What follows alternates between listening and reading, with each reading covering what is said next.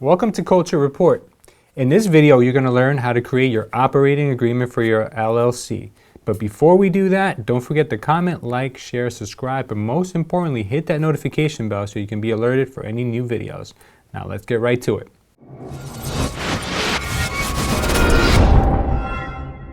Welcome back to our third and final installment of how to create an LLC in New Jersey.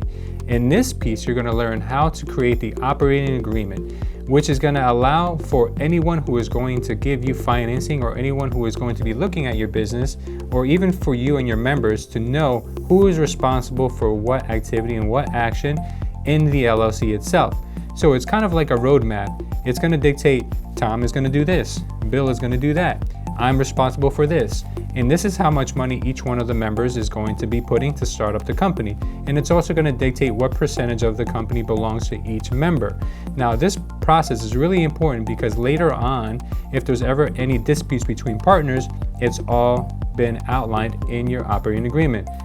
But if you're a one-person single member LLC, this is going to be very easy. So now I want to show you exactly how to fill one out. There is an LLC format that I've been using for years, and I'm a big fan of it. We're going to leave you the link to that LLC agreement, which you can find right down below in the description section. Okay, so this is what your operating agreement is going to look like. As you see, I've already pre-filled the information that we have for our fake LLC that we've created. We have the name right up the top, Fake Name Ventures, and then we scroll down to where we can see the name again is auto-filled here, Fake Name Ventures. Our registered agent, if you're going to be the registered agent as well, you're going to put your name here and then the location of the registered agent down there. Then you're going to put the information of where the LLC is going to be operating or where it's been created. The purpose of your company is going to be right here. Buy and sell real estate in this example. The principal place of business is going to be right here in this section. Here it's going to ask you for the initial contributions. Now you don't have to rack your brain over how much money you have to disclose here. A lot of times all I do is put down the money that I spent to form the LLC, which is about $125 to $128.50. So just go ahead and put something in this section.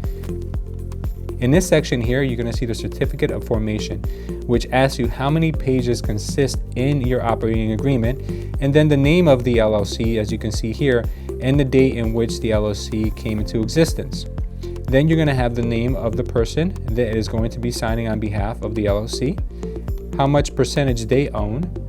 Since this is a single member, you're going to see it's going to be 100%. Here it's going to ask you to list members of the LLC and as of what date. And you can see here it's 100% only me. Now, if there's additional people, you can go ahead and put them here, and that wouldn't be considered now a single member. It would be considered a multiple member LLC.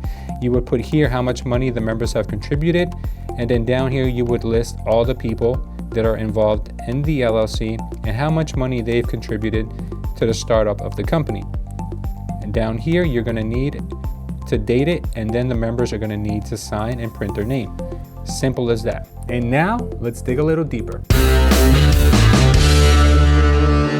Why is it that you need an operating agreement? An operating agreement is kind of like a roadmap for the company. It's not only going to show what everyone's responsibilities are, but it's also going to protect you guys in the event that later on you decide to dissolve the company. It's also going to outline what happens if one member wants to leave the company. It can include buyouts, it can include what if, it can include just about anything and everything. Believe me, you're going to want to take the time to customize this operating agreement and not just use the template that I showed you guys today.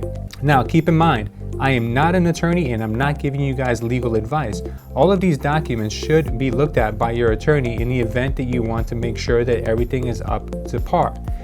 In the case that you may get into legal problems later with your partners, you want to make sure that there's always protection clauses for all the members involved, and there's always an easy exit strategy for any of the members involved. And there's also a clause that says you can buy your partners out in the event that you want to buy them out. So there's a lot to this besides just filling out a bunch of blank sections.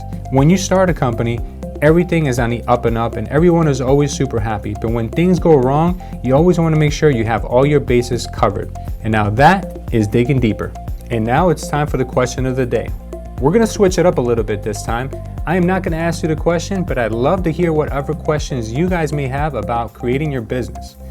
Now, if I can't answer the question, I'd love for our community to go ahead and answer the question so we can all start helping each other grow our businesses. If you haven't checked out the first or second installment in our 3-part series on how to create an LLC in New Jersey, go ahead and check those out now. We'll leave the links for them down below in the description, or you can also check them out by clicking one of these. If you've enjoyed this video, don't forget to comment, like, subscribe, share, but most importantly, hit the notification bell so you can be alerted whenever we drop any new content. Thank you guys for watching, and see you next time.